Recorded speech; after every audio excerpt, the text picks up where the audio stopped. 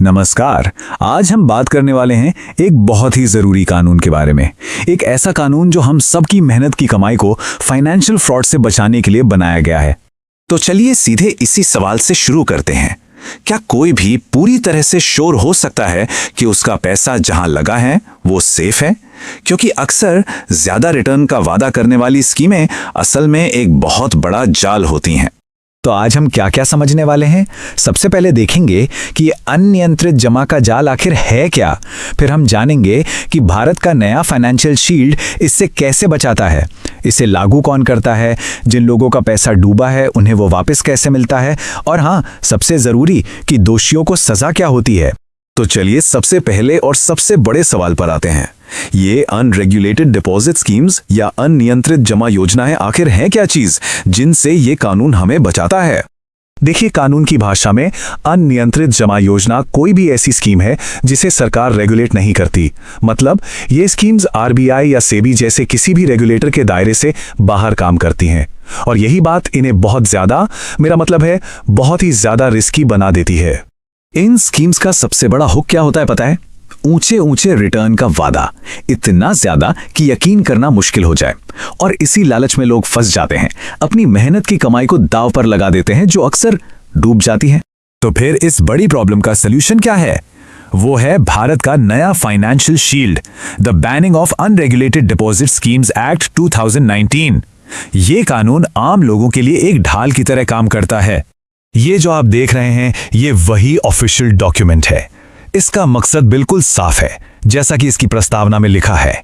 इन सारी योजनाओं पर पूरी तरह से बैन लगाना और जमाकर्ताओं यानी इन्वेस्टर्स के हितों की रक्षा करना। और बताएं, इस कानून की सबसे अच्छी बात क्या है? इसकी क्लैरिटी। सेक्शन 3 में कोई गोलमोल बात नहीं है। ये सीधे सीधे कहता है, इस अधिनियम के लागू होने की तारीख से अनियंत्रित जमा योजनाओं पर प्रतिबंध लगाया जाएगा। बस, कोई इफ बट नहीं, कोई एक्सेप्शन नहीं, सीधा बैन।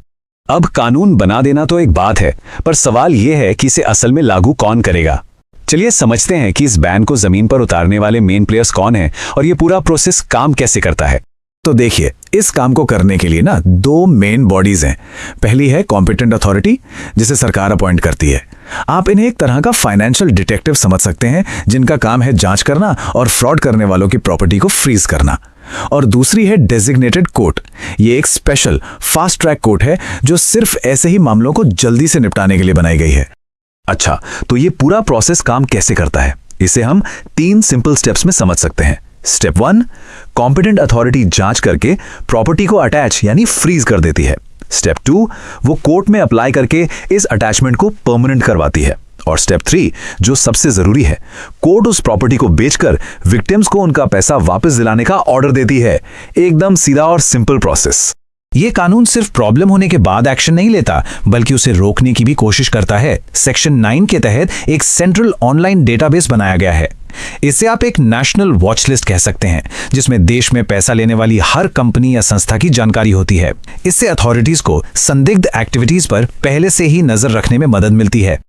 अब आते हैं उस हिस्से पर जो विक्टिम्स के लिए सबसे ज्यादा मायने रखता है, उनका पैसा वापस कैसे मिलेगा। और मैं आपको बता दूं, इस कानून की ये टॉप प्रायोरिटी है।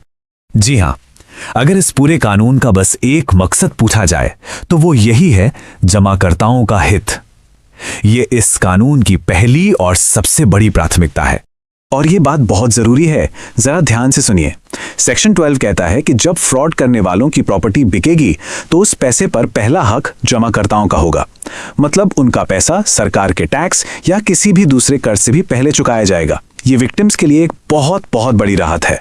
अच्छा, तो कानून बन गया, पीड़ितों की भी बात हो गई, लेकिन जो लोग ये फ्रॉड करते हैं उनका क्या? चलिए अब देखते हैं कि कानून तोड़ने वालों के लिए क्या सजा रखी गई है। सजा बहुत ही सख्त है।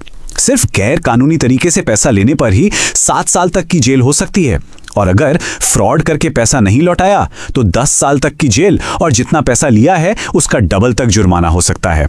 और जो लोग ये अपराध बार बार करते हैं उनके लिए तो 10 साल तक की जेल और 50 करोड़ रुपए तक का भारी जुर्माना है। और बात यही खत्म नहीं होती। सेक्शन 28 कहता है कि इस कानून के तहत किए गए अपराध कॉग्निजेबल और नॉन बेलेबल हैं। आसान भाषा में इसका मतलब क्या हुआ? मतलब ये कि पुलिस बिना वारंट के आरोपी को गिरफ्तार कर सकती है और जमानत मिलना भी लगभग नामुमकिन है। यह दिखाता है कि इस अपराध को कितनी गंभीरता से लिया गया है। तो चलिए फटाफट से रिकैप कर लेते हैं कि हमने आज क्या क्या जरूरी बातें जानी। पहली, भारत ने इन्वेस्टर्स को बचाने के लिए इन स्कीम्स पर पूरी तरह बैन लगा दिया है। दूसरी, तुरंत एक्शन के लिए स्पेशल अथॉरिटीज और कोर्ट्स हैं। तीसरी, लोगों को उनका पैसा वापस दिलाना इस कानून की टॉप प्रायोरिटी है। और आखिरी, कि दोषियों के लिए बहुत ही सख्त सजा है।